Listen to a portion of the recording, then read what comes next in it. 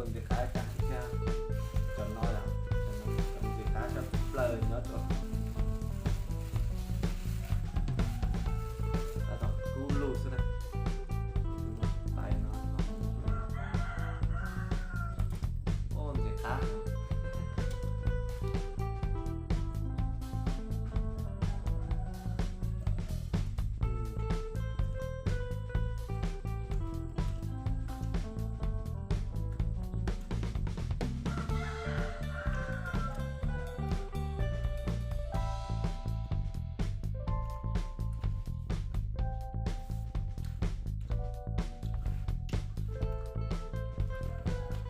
qua hơi lưỡi đúng không? Qua lưỡi phun hợp cầu mong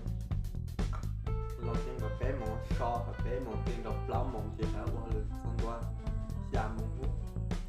chia ra đi chia ra cái chỗ về cả ok cứ nó cứ hòn nữa rồi nhất tế mà chỉ cứ vậy chứ không lòng lắm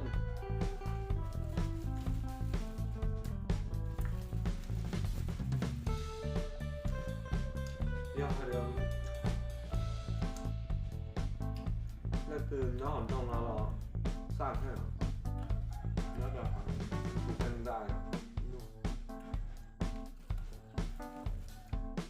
một cái notch đó là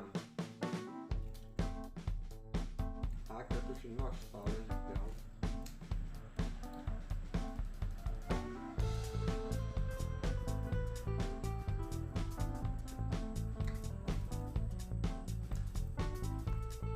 nhỏ hòn nó ra cầu chip hạng nó chỉ nhỏ cầu chip thế à nó mà nó chớ tròn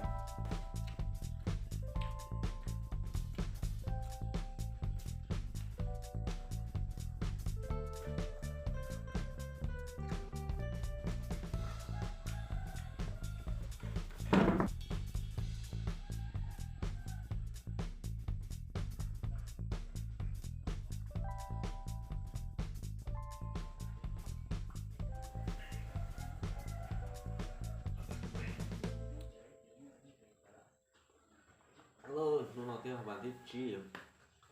đúng không? Tự bảo lý sắp tệ á